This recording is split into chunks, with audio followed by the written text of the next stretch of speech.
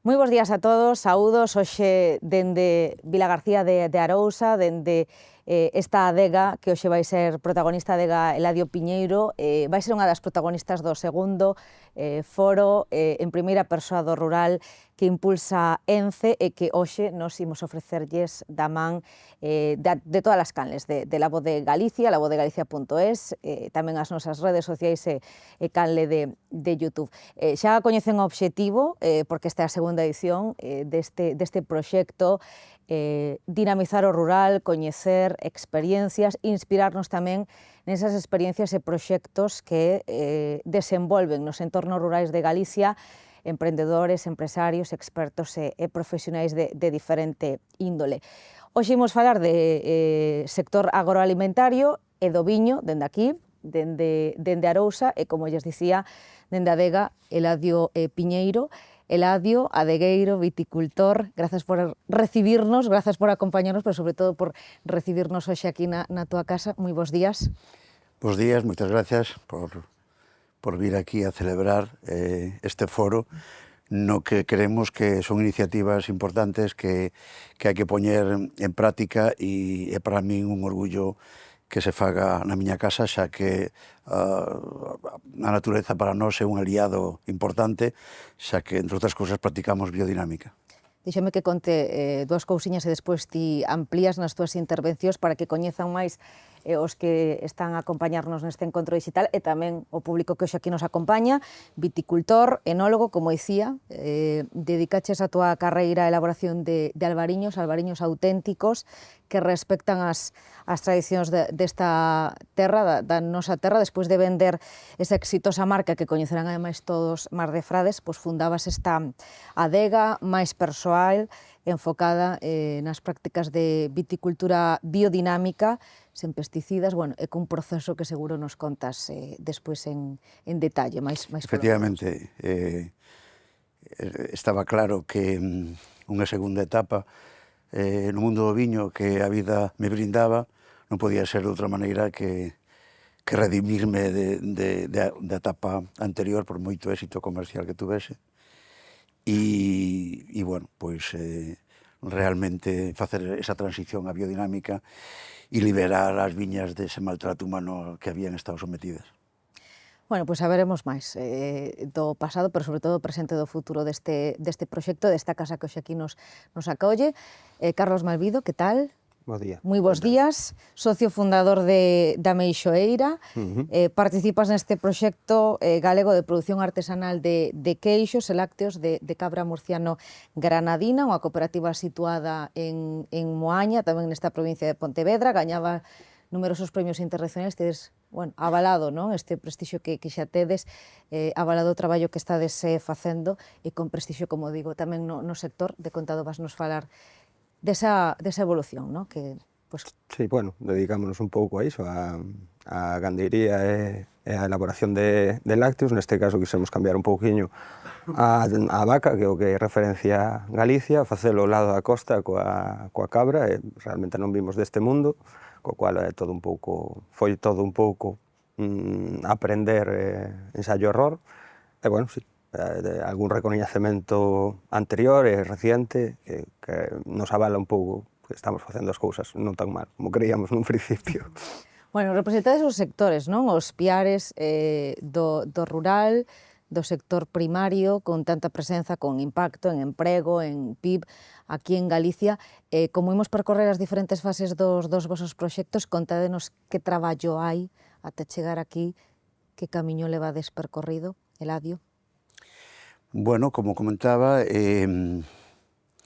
esta nova etapa é unha liberación, un tributo á cultura ancestral de Os Alnés. Hai que pensar que cando comenzamos Carmen e Meixeu, con a nosa primeira etapa como propietarios de Mar de Frades, unha marca en homenaxe a meu avó de Cambados, un mariñeiro de un barrio mariñeiro de Santo Tomé do Mar, que aquela zona chamase así, e, bueno, pois esa marca tuvo moito éxito e sigue tendo, pero vamos, no noso caso parecíanos que nos faltaba algo, parecíanos que, a pesar dese éxito comercial, estábamos traicionando algo do que representa a cultura desta zona e o que é unha caste como Albariño. Digo isto porque un albariño non pode cheirar a maracuyá, a mango ou a papaya por fermentar con levaduras foráneas. Entón, era algo que realmente non me... En realidade, pois tuvemos moito éxito porque, bueno, decidimos facer algo diferente. Sacamos unha botella azul, a primeira no mercado español para algo alimentario, non había ningunha, nin de agua, nin de viño, ningunha outra botella que podíamos contar moitas cousas. Podíamos decir o rei Luís XV en Francia, o entendido da época, o que hoxe sería un enólogo, o mandaba por todas as zonas produtoras de Francia a percorrelas e escoller cal desas zonas tiña a mellor calidade ese ano e era embotellado para o rei en unha botella azul. Pero sería mentira. Podríamos contar que a natureza é tan sabia que xusto onde hai unhas rías únicas con un pláncton do que se alimentan peixes e mariscos, xusto se dá unha caste fantástica para acompañar eses peixes e mariscos. E entón, para que a xente, ao ver esa botella, lle lembrara a procedencia dese viño, tiña esa botella azul que recordaba pois a esas rías. Pero tamén sería mentira. E podríamos decir algo técnico, que preserva mellor dos raios ultravioleta, igual que ocurre coas botellas negras de Oporto ou de Xerez. Pero tamén sería mentira. Por tanto, foi algo simplemente por chamar a atención. E, bueno, que alguén soupera que na esquina noroeste en España había unha parexa que se dedicaba ao mundo do viño e que elaboraba este viño. Tamén fomos pioneiros na etiqueta termocrómica. Lembrades que fai desaparece un barquiño cando o viño está frío. Tamén foi unha iniciativa nosa. E, bueno, pois realmente facer esas cousas e conseguir que tuveses un público importante en pouco tempo e que o crecemento fora exponencial, non estaba satisfeito coa calidade do produto. Pero a veces a vida, cando parece que te conduce a unha situación límite, que estás tocando fondo, estáche dando unha mensaxe, estáche dicindo, agora tes a túa, no meu caso, agora tes a túa oportunidade de poder redimirte e facer ese albariño, ese homenaxe aos albariños da aldea, eses albariños antigos, eses viños que se elaboraban como se fose un viño tinto, o que hoxe se pode chamar un orange wine. Agora podes facer eso. E entonces, pois, ese mensaxe o tuve en claro, e cando vendemos Mar de Frades para ter tempo e diñeiro para ir a Estados Unidos para que Carmen levase ali un tratamento, pois nos dou a posibilidade de preparar esta nova etapa e saber que nunca máis traicionaríamos esa cultura e recolleríamos o testigo intentando elaborar eses viños honestos e da aldea, como decía. Agora nos contas en que punto se atopa este proxecto. No vosso caso, Carlos, como foi esa evolución? Bueno, nos somos unha cooperativa de traballo asociado. Nun inicio fomos 3 socios, que son os que somos actualmente. Chegamos a ser 5. Nos comezamos realmente cun tema de agricultura.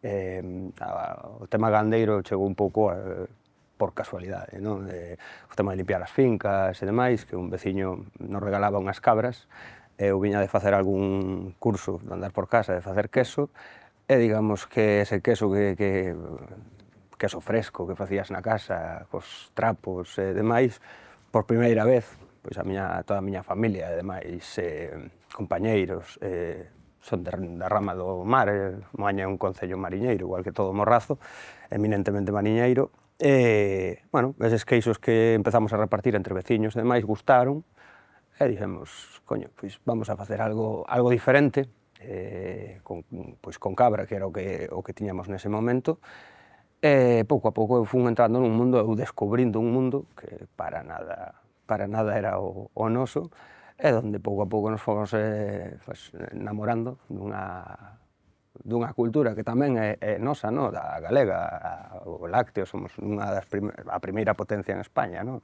De lácteo, pero cambiando un pouco esa tradición, innovando co tema co gando, a situación, o lugar, e, bueno, proba desos son varios dos quesos dos produtos que ahora mismo estamos elaborando.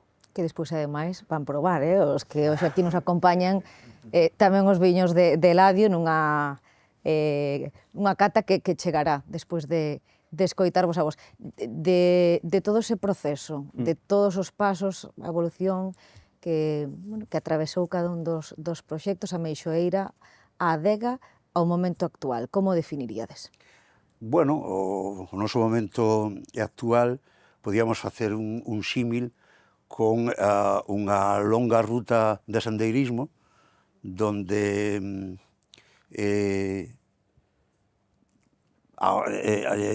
acabas de subir unha montaña escarpada e chegaches a unha zona onde tes unha paisaxe fantástica, donde podes pensar e observar o teu camiño percorrido e, bueno, pois tomar conciencia de ese camiño e das experiencias que foches acumulando. No voso, Carlos? Bueno, o noso máis ben foi unha situación que nos foi levando do seu momento unha situación de necesidade que nace en 2012, realmente. Eu traballei 6 campañas en incendios, eu veño da rama do forestal, o sea, técnico superior, neste caso, e cando me quedei sin traballo, empecé a darlle voltas á cabeza, foi basicamente unha evolución natural, aquela pasando buscando traballo, buscando a vida, atopando a xente polo camiño, que posteriormente se asociou, puso o seu grano de arena dunha maneira ou doutra para chegar ao que agora mesmo é a Meixoeira, que é, bueno, unha cooperativa de traballo asociado que lle dá emprego neste momento a 5 personas, nunha zona onde o rural estaba ou é pouco aproveitado, como decíamos, estando entre dúas grandes urbes como é Vigo e Pontevedra, onde moita xente pasa a ser casi ciudad dormitorio, agora co tema do turismo e demais,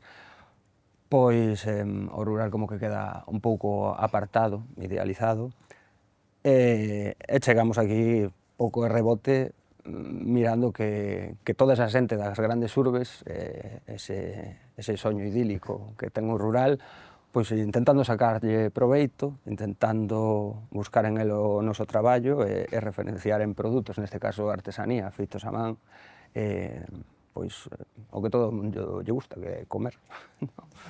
Iremos introducindo ademais afondando nesas cuestións porque efectivamente xa sabedes que este proxecto de en primeira persoa do rural que impulsa ENCE pretende precisamente poñer en valor proxectos que xa se están executando, pero tamén que as vosas experiencias axuden a que outros aposten polo rural para dinamizar en definitiva estes entornos. E agora decía Carlos, no voso caso está Pontevedra, está Vigo, pero está tamén Vilagarcía de Arousa, que é unha das grandes cidades que temos aquí en Galicia. Antes de todo iso, no voso caso, Carlos, o apostar por un proxecto cooperativo, seguir ese modelo que vos aportou?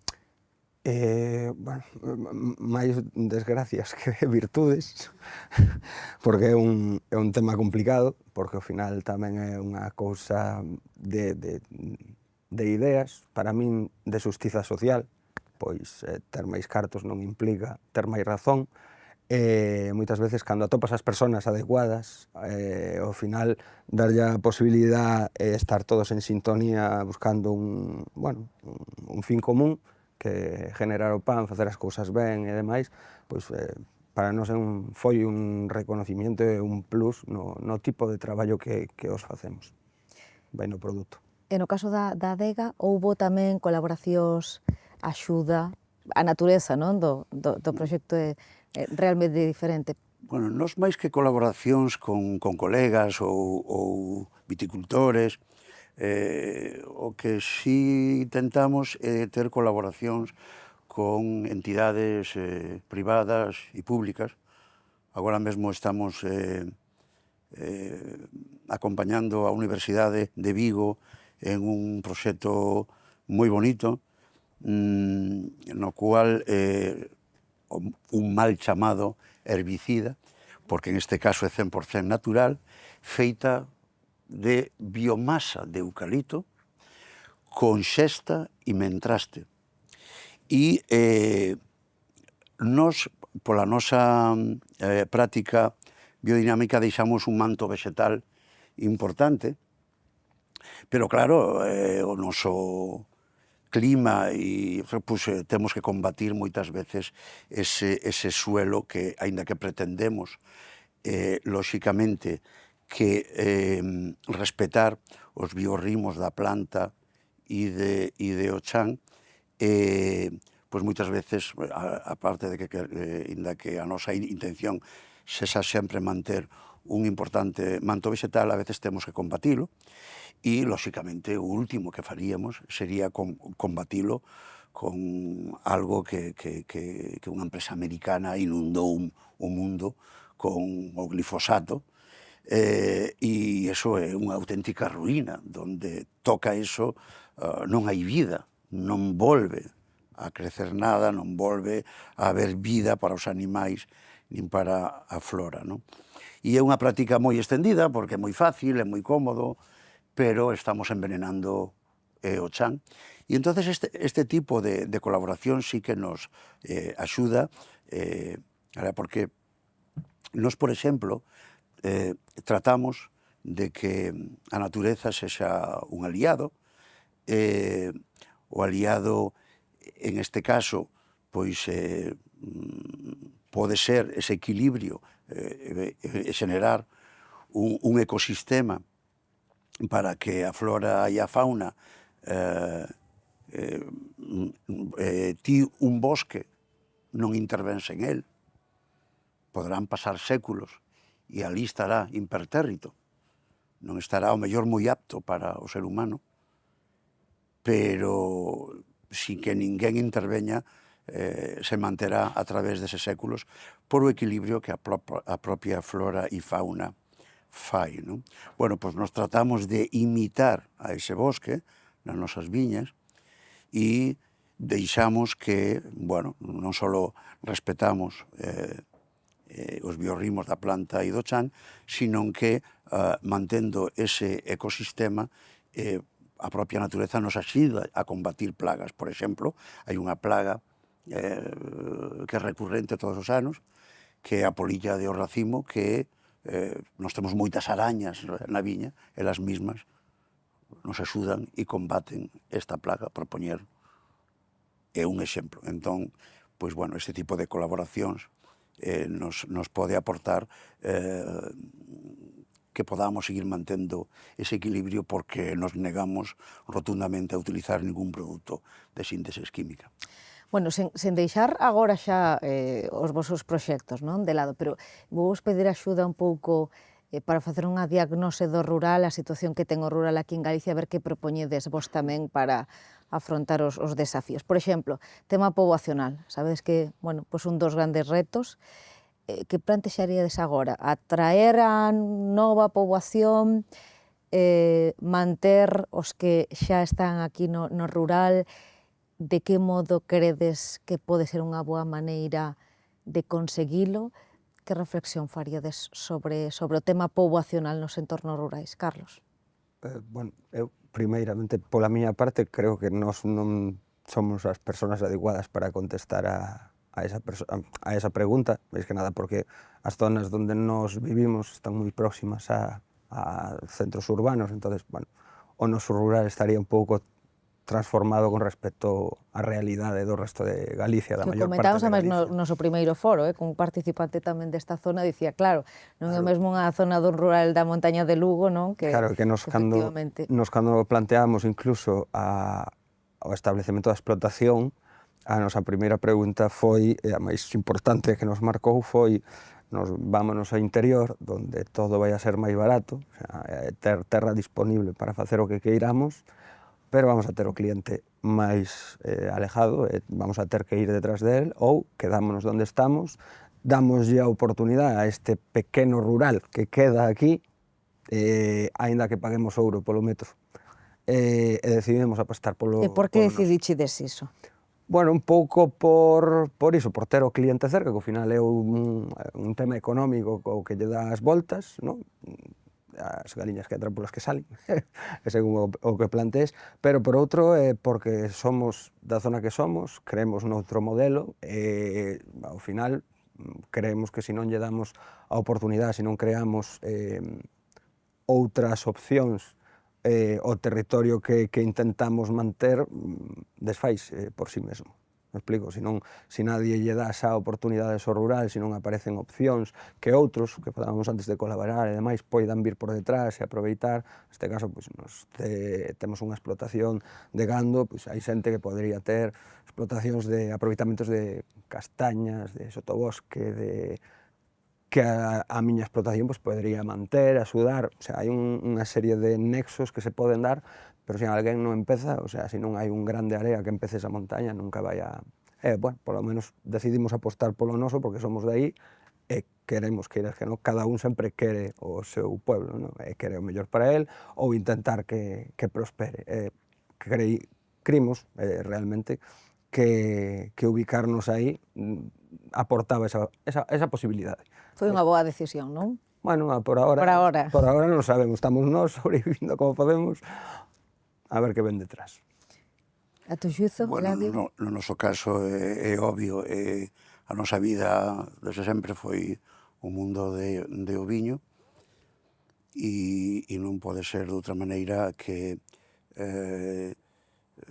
aproveitar pois o que desde nenos fomos vivindo con respecto a unha caste tan espectacular como é o albariño, esa cultura ancestral da zona que falaba ao principio, e lóxicamente a nosa aposta é clara en ese sentido, e como digo, ese camiño percorrido é unha evolución na que ahora nos sentimos moi orgullosos e moi contentos de poder demostrar que no rural non só se pode emprender, sino que realmente pode haber, como de feito está habendo, moitos casos de éxito. No tocante á formación, hai proxectos, cada un, no vosso caso é diferente, cunhas necesidades tamén diferentes, pero falase moito da ausencia, non, de formación, sobre todo entre a xente máis nova.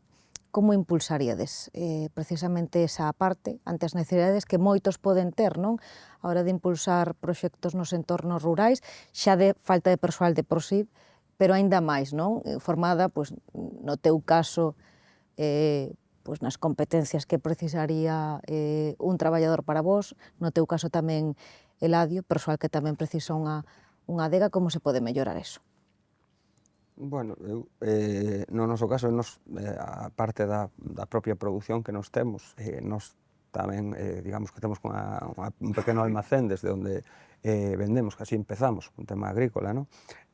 Cando deixamos de lado esa parte agrícola para centrarnos nos lácteos, na explotación, na queixería, sí que mantuvemos unha parte comercial, tuvemos a suerte, para min é unha suerte, de manter unha especie de distribución, apoiando esa venta de produción propia, coa venta de outros produtos, de outros pequenos produtores, e ter un pouco ese intercambio de información con xente que, un pouco a conta da pregunta de antes, do rural, que sí que optaron neste caso por asentarse en zonas máis do interior, con outra serie de problemáticas máis apartadas pois, das grandes urbes, como falaba antes, e ao final un problema que temos os pequenos produtores, neste caso só podo falar dos pequenos, é justamente non é tanto elaborar ou producir como vender, darse a conocer, por iso un escaparate como este é unha cousa que a nos os pequenos pois, venos genial, non? Entonces, claro, atopar formación para os pequenos, ao final é un pouco complicado de gestionar porque, por un lado, a artesanía está un pouco olvidada, se non ven de tradición é bastante complicado, sí que agora desde, pues, neste caso desde a Xunta de Galicia se está intentando co tema este do novo sello de calidade alimentaria darlle un pouco de novo valor aos pequenos produtores e demais, pero aínda así segue sendo bastante complicado acceder a unha formación artesanal, de pequenas producións. Moitas delas eu, cando me aboquei a este mundo, e descubrín este mundo, me encantou este mundo, e quixen aprender, todo o que atopei era para grandes industrias, pero eso non era o que eu quería facer. E moitas veces tuve que ir fora. Eu apoieime nunha asociación de artesanos, neste caso de Querred, que era unha asociación española, que sería as Artesanas de Campo, das que moitos artesanos galegos a día de hoy, outros compañeiros como a nós, que están, bueno, por toda Galicia, forman parte tamén como socios, e hai algo de formación especializada bastante. Imagino que en outros sectores tamén se dará unha cousa parecida, pero se non é a base de pequenas asociacións onde un mismo se saca as castañas, é complicado. Sí que para a industria vas a topar, por exemplo, a ganadería, hoxe en día, nos estamos tendo a moitos traballadores, bueno, rapaces que veñen de formación, dos centros de formación.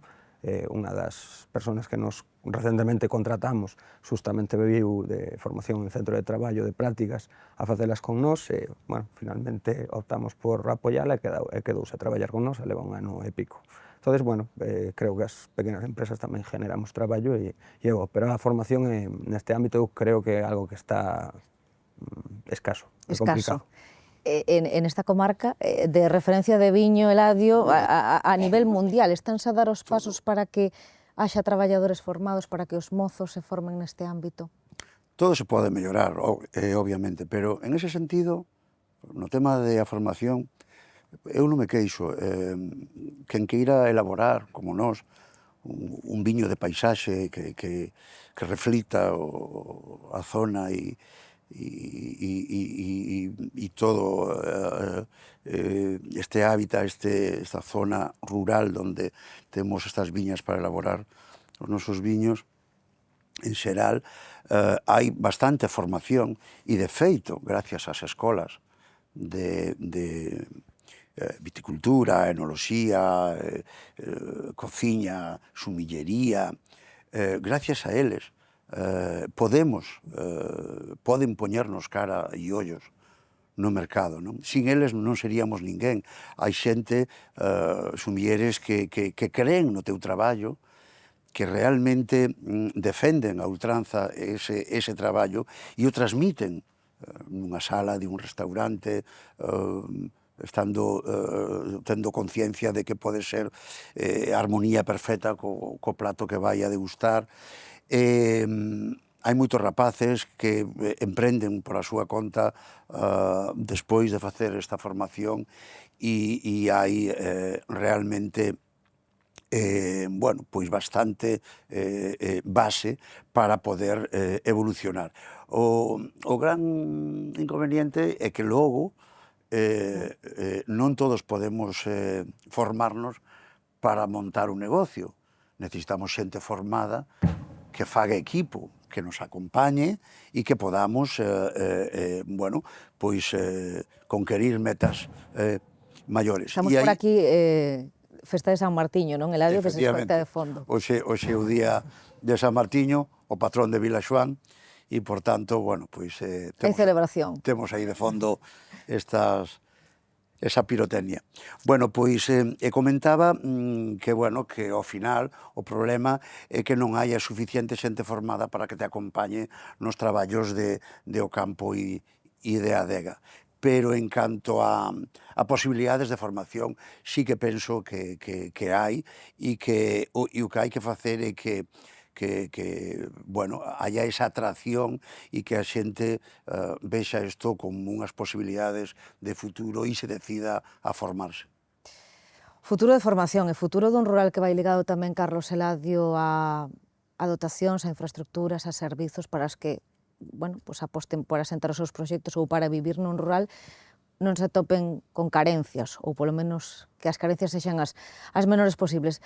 Neste caso no que estamos aquí, na túa zona, Eladio, sinalarías algunha significativa ou dirías que tanto en servizos como en infraestructuras pois non hai esas carencias que un botaría en falta? A partir de ter boa cobertura de internet, para que, entre outras cousas, se poida favorecer o slow business, non? E que moita xente poda traballar a distancia vivindo aquí na zona. Algunha infraestructura vial, sempre se pode ter algunha infraestructura máis, pero o rural ten que seguir tendo o atractivo que ten. O rural é o campo, o agreste, a tranquilidade, a natureza. Non podemos encher de asfalto o rural para que nos invadan os urbanitas e non respecten a flora, a fauna, as costumbres locais. Entón, todo na súa xusta medida. E para a operativa que tedes vós, cúmprense, non? Sí, totalmente.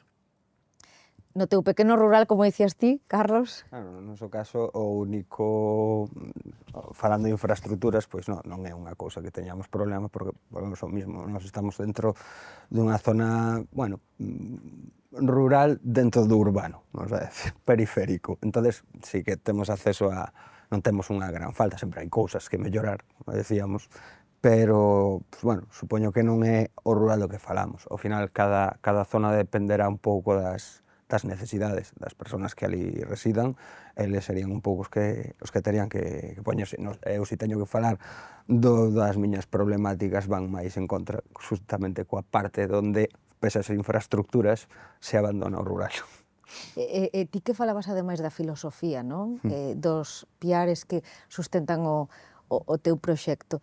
Recomendaríades algunha política pois para que no teu sector os futuros proxectos foran cara a esa dimensión máis sostible que é necesaria e de obrigado cumprimento, non? A medida que van pasando os anos e que hai que cumprir pois, a Axenda 2030, bueno, todos coñecedes, non? Por onde van as directrices. E para que tamén o sector do viño se acompañe máis desa parte sostible, como vos xa aquí facedes, algunha suxestión nese ámbito, algunha política, iniciativa que, non sei se Carlos ti, que Vai a ser mellor que non me meta en política. O sea, San Martiño tamén é moaña, por cierto. Igual é mellor deixalo aí. O sea, está claro que hai que ir mellorando e ir pasando hacia unha transición máis sustentable, máis respetable, pero, bueno, eso, aí influyen demasiadas cousas que non é simplemente, bueno, matices. Hai moito trasfondo e moitas cousas a mellorar e unha sociedade non cambia da noite para mañá. Sí, pero tes claro que hai que cambiar. Que actuar, xa. Hai moito tempo que había que actuar. Xa imos con retraso, non? No teu caso, Eladio? Bueno, eu penso que no rural había que certos detalles importantes, como ter garderías para os nenos, que cada vez alguén poida vir a vivir e o rural, aparte de que a poboación existente crea a posibilidade de vivir e de alcanzar as súas metas na súa zona de orixe, tamén fomentar a posibilidade de que outras persoas que poidan vir para fixar máis poboación no rural, pois, como digo, garderías, algunha outra política de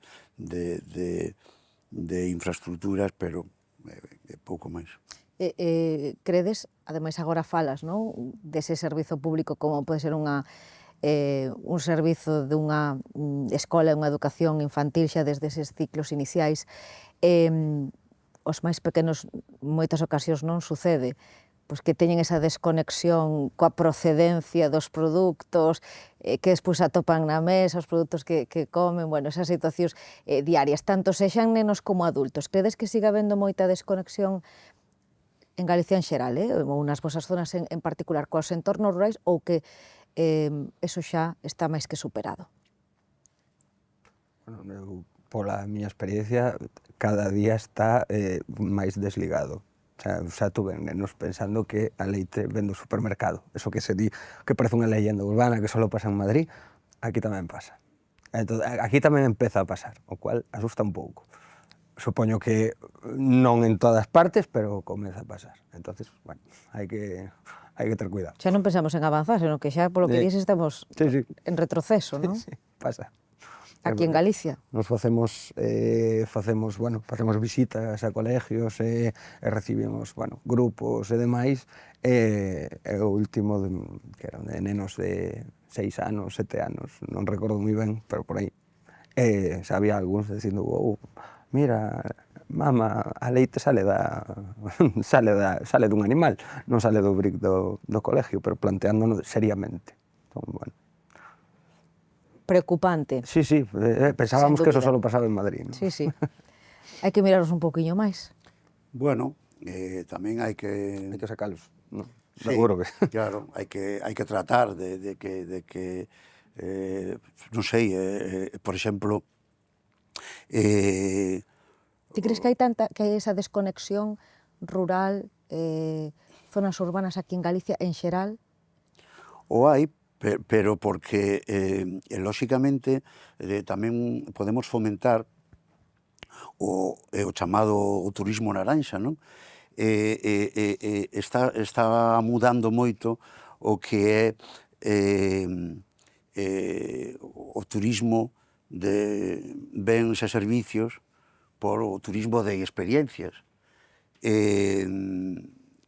Aparte de poder visitar un museo e un mosteiro, podes disfrutar do turismo mariñeiro, do turismo gastronómico, do turismo agrícola, ou neste caso, no noso caso, do enoturismo. E aí é onde tes que intentar que os nenos poidan, cando acompañan os seus pais, poidan ver que realmente esta vida no rural ten toda unha serie de vivencias, de experiencias que eles as van enlazar con outras que desde neno puderon ter esa desconexión posterior, pero que tamén debemos fomentar ese tipo de turismo para non só que o disfruten os seus pais, sino é importantísimo que os nenos que viven nas cidades poidan chegar aquí ao rural e que lle entre, que vexan aquelo como algo moi profundo que ten a importancia suficiente para ter o interese, e os nenos son os que máis curiosidade teñen e poden, pois profundizar, digamos, o que é a vida no rural. Deixando de lado o coñecemento do que hai detrás, non? Do voso traballo, dos produtos que elaborades, desa elaboración final.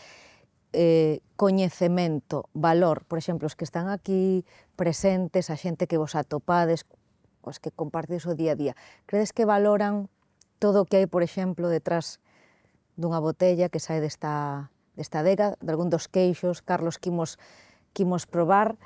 Axudádenos tamén a facer esa autocrítica necesaria para que os que hoxe aquí nos acompañan, os que nos están a ver, vos sentides valorado o voso traballo por parte dos consumidores, do público, da sociedade? Eu, personalmente, para a miña sorpresa, que esperaba que non, sí.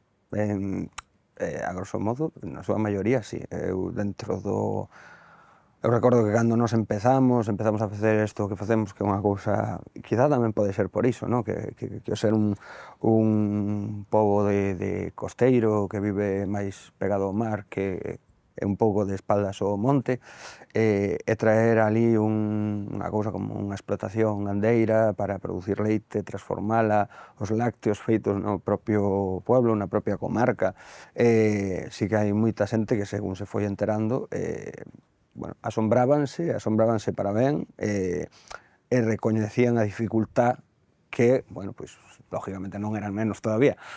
Son xente que como a min, ou maior que a min, que tuvo contacto co rural no seu momento, aínda que se desligara co tempo, cos anos, pero sabe da dificultad que bueno, un traballo así pode ter. E si que o recoñecen, si que o valoran, pues, habrá quen non, lógicamente, pero na súa maioría, sí, eu sempre o sentín. Coincides, Eladio? No meu caso, non teño palabras de agradecemento, estou sumamente recompensado o meu traballo. Lóxicamente, bueno, esa xente que cree en él, que o difunde, que o consume, que quere, porque un viño é unha historia, pero tamén é unha zona, é unha xente, é unha cultura. O que máis valora a xente, os nosos consumidores, desde que vendemos Mar de Frades por o problema de saúde de Carmen, é precisamente ese xiro brusco que demos, o que hayamos querido emprender en algo que sea, bueno, pois fiel a nosas raíces, a zona onde vivimos, e a xente valora moitísimo este tipo de viños que estamos elaborando. Ben é certo que no pasado o mellor non os entenderían, porque, bueno, nos empezamos antes de que houbera a denominación de orixen Rías Baixas e cometemos o erro de seguir unha moda, unha tendencia. Como decía antes, fermentar con levaduras foráneas, un albariño non pode ter toques tropicales. E entonces, bueno, pois daquela tampouco había un público tan inquieto, non había restaurantes con unhas cartas de viño espectaculares, non había profesionais en sala que che poidan recomendar. Entón, bueno, pois quizá agora foi o momento oportuno, por iso falaba antes de que a vida a veces nos conduce a esas situacións ou nos está dando esos mensaxes, e eu estou infinitamente agradecido porque empezar a vender un albariño con 3 anos e medio, o noso primer viño, que en honor a Carmen chamase Flor de Carmen. Flor de Carmen empezouse a vender no ano 2008, principios de 2009, e era a colleita 2005. Si toda a xente tiña asimilado que o albariño era un viño de ano, un viño xoven, como iban a vender en eses restaurantes un albariño con 3 anos? Non sabíamos que nunha casa particular guardábamos botellas, era moi fácil na casa de un veciño, na casa de algún familiar, abrir unha botella de albariño con 10 anos para celebrar calquer cousa. Pero nós habíamos dado unha mensaxe diferente no mercado. Habíamos dito que o albariño era sinónimo de viño xoven. E entón, non era fácil. Bueno, pois gracias a esos restaurantes que creeron no noso traballo e decidiron apostar e ofrecer e facerlles ver que a caste de albariño é moi lonxeva e que ten unhas grandes posibilidades e un amplio maridaxe. E logo, a nivel personal, é que temos casos tremendos que nos emocionan, que de xente que se chega a tatuar o noso logotipo, as nosas etiquetas. Hai un casal, unha parexa en Almería que ten unha tienda de viños espectaculares ali na Rambla, que el tatuouse unha etiqueta de Envidia Cochina e ela outra. Envidia Cochina vai contando unha historia a través de as colleitas, é un hipotético recorte de prensa de un medio anglosaxón onde explica a expresión popular española Envidia Cochina, que é moi divertida, que non lle dis a un descoñecido e usas para todo o contrario do que sería a súa traducción literal.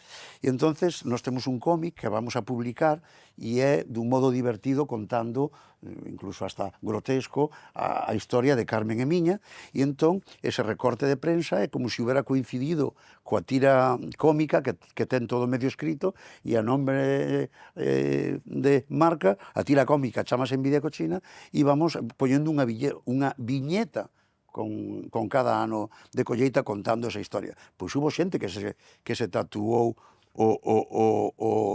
as nosas etiquetas. O outro día, desde Estados Unidos, un sommelier de un gran restaurante, o meu importador, saca como o home pide permiso na sala, se saca a camiseta para que a nosa importadora lle faga unha foto do noso logotipo, do eolo, que el ten tatuado. O sea, cando alguén realmente chega a ese nivel, daste conta que algo estás facendo ben, que estás chegando a un sentimento, unha emoción moi personal. Isto é insuperable, Carlos. Non podo facer comentarios. Porque ademais quería agora falar de motivación, así que xa me das tamén o pé, Eladio. Creo que nos quedamos todos coa boca aberta con estos casos reais, ¿no? que estás contando tanto aquí en España, creo que dicías en Almería, como tamén En Estados Unidos. En Estados Unidos. Por, bueno, acabar de compoñer, ¿no? Todo isto que estamos comentando. Motivación. Ti como motivarías a un mozo pues para que se... me explique como motiva esa xente. Xa a partir de aí hilamos. Despois, Eladio, algún consello tamén para sí, Carlos. Pero ti, para os mozos ou non tan mozos, para os que, bueno, pues valoren esa posibilidade de apostar especificamente no teu sector ou en xeral, por un proxecto nun entorno rural, sexa na provincia, na zona de Galicia que sexa.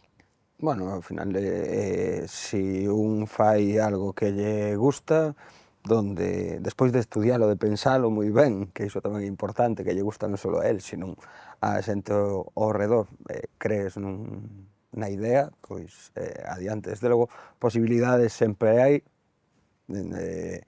O tema é o riesgo, que ao final todo nesta vida, calquera decisión nesta vida conleva un riesgo, maior ou menor, pero todo é un riesgo, e ás veces non che queda outra que saltar. Pero parece que se asocia máis, non, este tipo de proxectos con máis risco. Non depende un pouco a que nos vayamos, pero a maioría, a parte boa que ten moitas das ideas ou da artesanía que ten, é que se empezan con modelos a pequena escala, e moitas veces cunha inversión moi pequena. A maioría, lógicamente, hai de todo, pero eso, se partimos de cousas como a miña, parte dunha cociña con 4 trapos e 4 ollas. A partir de aí nace unha idea, esa idea faise máis grande, apréndese sobre ela e un día decidese correr un risco grande, porque é pasar digamos, a un registro sanitario, facelo de verdad, a comercializalo, xa non son 4 ollas, pero, bueno, podes partir de ter unha idea e decir, arriesgome cun mínimo de idea. E se che gusta e crees en eso, bueno, nos temos, o que decía antes, nos temos a suerte de comercializar produtos de diversa índole, non só vendemos lácteos, sino a través da nosa rede comercial traballamos con outros pequenos produtores de todo tipo, desde meles a mermeladas, a transformados, etcétera, etcétera. E moitas destas historias coñecémolas de primeira man e casi todas empezan polo mismo.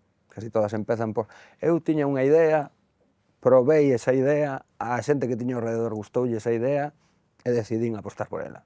Entón, si ese é o patrón, antes de chegar ao último paso, fai números, que eso é sempre importante, porque aquí Eladio comentaba antes a parte económica, que a veces todo é moi ensoñar, é moi bonito, non? O rural, o que a min me gusta, o proxecto que eu teño, que bonito, pero despois os números non dan.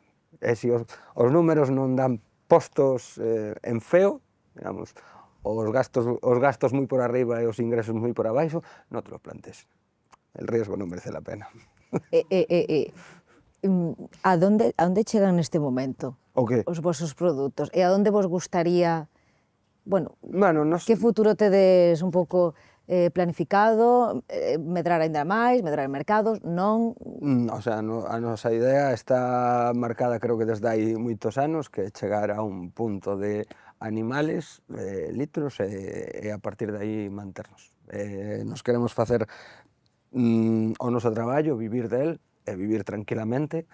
Somos autónomos, e levamos moitos anos en isto, moitos anos deste, o que falamos agora da inversión, das ideas e demais, pero que, sí, empezou nunha cociña, pero de aí a un obrador, coas súas cubas, con tal, ten Eladio, pode decir que ten aquí, por exemplo, que non o mirei, pero sei que é grande, non é tan grande o meu, pero eso, que para transformar o que transformamos sendo pequeno é un gasto, é unha inversión moi grande, entonces, bueno, eso cando empezamos 3 chaiñas, vamos a decir, que non somos fillos de ministros, e que todo o que ganamos o metemos para invertir no que creemos, nese soño, bueno, pues uns cuantos anos sin cobrar, apoyándonos na familia, etcétera, etcétera, entonces, bueno, é complicado, pero podese facer. Non chegachedes aínda a ver a ninguén, supoño, coas vosas etiquetas, por exemplo, tatuadas, No, pero si y houbo... espero no verlo. Pareceríame demasiado turbio. Pero si houbo recoñecementos. Sí, a ver, non sei, desde que empezamos, eso, nos empezamos a traballar co registro sanitario pois en marzo, abril, en noviembre presentámonos a un concurso, un pouco por ver, ter outras referencias, porque non tiñamos outra, bueno, como decíamos, no Morrazo non hai gandeiría, non hai este tipo de producións, para iso temos que irnos hora e media, 2 horas de onde nos estamos, non temos outros veciños que nos poidan decir, pois isto está ben, gústanos ou non. Entonces enviamos un queixo a un concurso, neste caso internacional, porque, bueno, moitos deles enviache unha referencia de cata para ter unha referencia do que estábamos facendo. Acabamos de empezar, acabamos de madurar os primeiros quesos, e, bueno, levábamos 6 meses realmente abertos, e, bueno, ganamos un reconocimiento nun deses concursos, e a partir de aí, pois, sacamos publicidade, démonos a conocer, despegamos un pouquiño, pero iso non nos fixo ricos todavía, seguimos Dos que máis vos, bueno, dos motivou pola importancia, ou o primeiro por ser especial? Bueno, Destacarías algún dos premios que levamos? Sí que levamos hasta ahora varios, pues, participar en varias anualidades, con varios produtos que vas sumando ao catálogo, varias referencias, pero bueno, a min personalmente, aparte do primeiro, por ser consciente de que, bueno, tan mal non estábamos facendo, a min este último, que é un produto que nos costou bastante sacar, que xa levaba algo máis de traballo detrás e demais, que foi, bueno, hai 6 meses ou 4 meses aquí no Clúster Alimentario de Galicia a produto innovador, un queixo que probaremos despois, un queixo de cabra para untar. Agora nos contas, antes de rematar, que queixos van probar aquí os nosos convidados de hoxe. Axúdanos tamén como últimas intervencións, Eladio, a motivar a xente sobre as grandes oportunidades que ten o rural. O fío do que decía Carlos, nós tampouco temos unha produción tan grande, necesitamos moita capacidade porque somos a única adega de Rías Baixas que non comercializamos un viño de ano. O noso viño máis xoven é Envidia Cochina e é un cupage, un blend de Flora de Carme, ten 6 meses de crianza sobre Elías Envidia Cochina e leva un porcentaxe de Flora de Carme da colleita anterior. Por tanto, quen visite esta adega pode vir e probar. Agora, por sorte, cada vez hai máis xente que fai albariños, elabora albariños de longo recorrido, pero hai que pensar que nós empezamos con o noso primeiro viño, empezamos a inversa. Todo o mundo elabora un viño que lle dá de comer e outro que lle dá prestixio. Nós ainda nos quedaba un pouquiño de fondo do armario despois de regresar de Estados Unidos. E empezamos con o noso viño máis premium, o viño dedicado a Carme, despois de ir a elaborar o Burgenland austríaco e a Alsacia, e durante 6 anos solo elaboramos Flora de Carme, un albariño que sale ao mercado, como digo, con 3 anos e medio, 4 anos. Bueno, pois aquí a xente que visita pode probar directamente das cubas diferentes colleitas, mínimo 4. Nunha adega podes probar eso abrindo botellas. Por eso a imaxen das nosas cubas son moi superiores porque temos sempre cantidad de litros de diferentes colleitas. E precisamente este tipo de cousas, unha vida dedicada a isto, fai que realmente a xente, de algún modo, non só crea no teu traballo, sino que empatice hasta ese punto de ser hooligans e o caso que comentábamos. Con respecto o que se pode recomendar a xente xoven, o que se pode facer, é moi claro. Eu todo o que fixen foi observar e copiar. Ou eres Dios para crear da nada, ou tes que observar o que hai no teu entorno. Eu estaba en un sitio donde, para ensalzar unha cousa, tiña un envoltorio azul. E a min pareceume unha idea moi atractiva para o meu viño.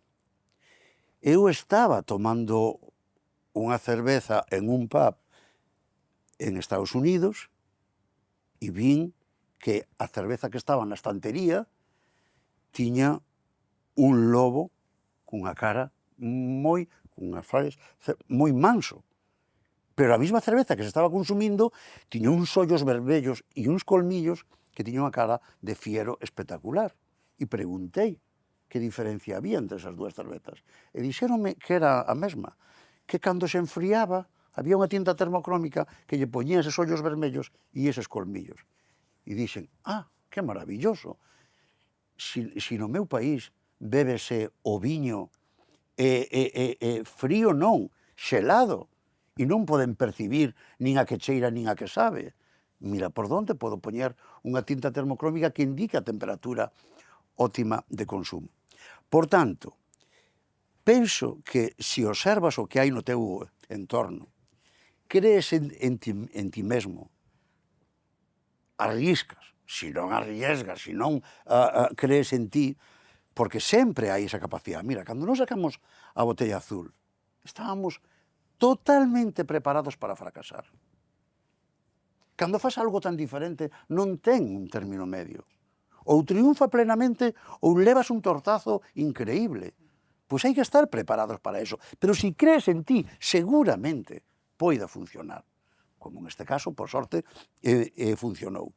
Entón, bueno, temos unha cultura ao noso alrededor, as experiencias de outras xeracións que, dándolle unha volta e aportando algo máis, podemos conseguir, pero, como decía Carlos, hai que arriesgar e creer no teu proxecto e leválo adiante por riba de todo. Bueno, creo que despois de escoitarvos queda clarísimo, non? O importante papel que ten o rural, que tivo, que ten e que vai ter. E supoño que, ademais, que as vosas historias inspiraron ao público presente e, quen sabe, se das vosas experiencias tamén se poden recoller ideas e tamén por parte do público, do noso público, non? Dos seguidores e lectores de La Voz de Galicia, pois, que poden, bueno, pois, tamén arañar ideas, non? Sobre futuras experiencias. Imos rematar, se vos parece, contándolles que van catar, porque agora, non para os seguidores e lectores de La Voz de Galicia, que supoño que estarían encantados de estar aquí con nos nesta adega Eladio Piñeiro, pero si para o público asistente vai haber esa cata, como dicíamos ao inicio, de queixo e de viño, que lles ides ofrecer. Bueno, aquí o importante é o que produce Carlos e os seus compañeiros a hora de que nos van a dar pois uns aromas, unhas texturas e no paladar unhas características importantes, e eu tentarei que esas elaboracións tan diferentes que facemos cada un dos nosos viños, procura transmitir algo diferente o que pode dar de sí esta casta. Hai que pensar que temos un chan único, ese granito degradado, se sabe que absorbe, o sea, se di que se ti levas agua do mar a Castela, por exemplo, coa cantidad de oligoelementos que ten, se podría ter outras prácticas, outras culturas agrícolas, non? Bueno, pois nós aquí o temos dun modo natural, esas brumas que traen á terra en riba das nosas viñas, esa salinidade, ese índice de polometría que temos, pois ese sabre, ese granito degradado, a xeoloxía no mundo do viño é importantísimo, pois absorbe e vai dosificándolle á planta, e por eso o albariño ten sempre esa característica, esa frescura tan importante. Entón, bueno, pois nos tentamos, dependendo de altitude, proximidade ao mar, idade de as cepas, ir a rendementos por hectárea moi reducidos para elaborar viños que cada un deles sea, pois, un homenaxe, non sei, non tuveche desa posibilidade porque como non temos toda a zona de aparcamiento, digamos, para poder andar ben, pois aparcaron os vosos coches, temos aí unhas parras que fixemos porque temos uva colgada ao sol e coa influencia do mar, que é un viño dulce que vamos a sacar ao mercado, e está aí que logo podedes ver desde a terraza. Fixemos unha especie de tendais donde temos os racimos ao sol a deshidratarse para conseguir unha concentración e elaborar un viño dulce. Quero dicir... Que viños van catar? Que eu creo que están desexando... desexando... Quero dicir que cada un desos viños que vamos a catar hoxe son moi diferentes, e entonces, bueno, pois empezaremos desde viños con menos crianza a viños que son un homenaxe aos albariños antigos que se elaboraban nas casas particulares, a unhas burbullas que están tendo un recoñecemento espectacular e, como digo, gracias á posibilidade de os produtos que elabora a Meixoeira, pois penso que calquera destes viños que vos iremos explicando, en vez de que agora os enumere, iremos, cando vayamos a fazer a cata, penso que o idóneo sería que Carlos explicara a elaboración e as características do queixo e eu de o viño que vamos a maridar. Vai ser un pouco sorpresante o do viño. Ti adiantalles algo sobre os queixos e tamén para que os seguidores de La Voz de Galicia coñezan un poquinho máis en detalle que elaboracións facedes? Nada, nos principalmente vamos a presentar 5 referencias, a maiores só nos queda unha máis que deixamos atrás, que neste caso nos traballamos moito produto fresco, somos unha das poucas queserías artesanas que traballa bastante produto fresco, porque justamente nos enclavamos entre dúas grandes urbes, entonces a distribución é nos un pouquiño máis fácil, entonces deixámonos de lado un yogur natural e fora diso, pois vamos a probar desde este último queixo fresco que tuvo o premio a Produto Innovador 2024 do Clúster Alimentario de Galicia, a queixos, bueno, pois un pouco referencias, aínda que en Cabra, os queixos tradicionais galegos, a queixos un pouco máis fuertes e algo máis innovadores que hai que variar de vez en cando, non? Eu, si queres, pues, porque como a cata xa vai a ser dun modo informal e tal, si podo anticipar, sobre todo para, como ti falas, para os leitores da Voz de Galicia, os viños van, dependendo de cada queixo, habrá un que se chama La Ola, un homenaxe a cando empezamos, a cando sacamos esa primeira botella azul do mercado español. Carmen, como todas as mulleres, é moi persuasiva, e decía, me vendeches máis de frades pola miña culpa, eu quero que saques outra botella azul. Pero Carmen, por Dios, para que nos vamos a repetir? Quen o sabe, quen non? Bueno, pois nadie nos pode arrebatar eso. A primeira botella azul e a primeira etiqueta termocrónica. Bueno, pois probaremos ese viño, como non, un homenaxe, ao final acabei facendo caso, quen non.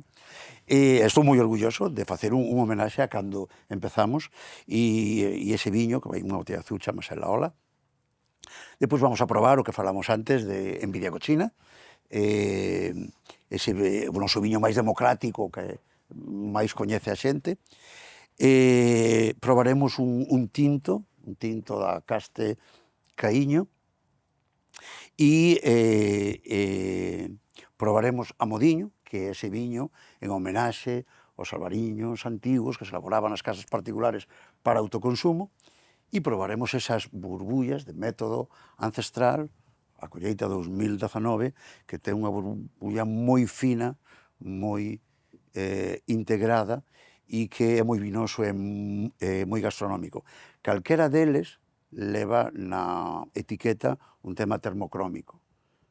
No caso de la Ola hai un Neptuno, un Poseidón Gister, que cando se abre aparece surfeando, e eso só se ve cando viño esa temperatura óptima de consumo.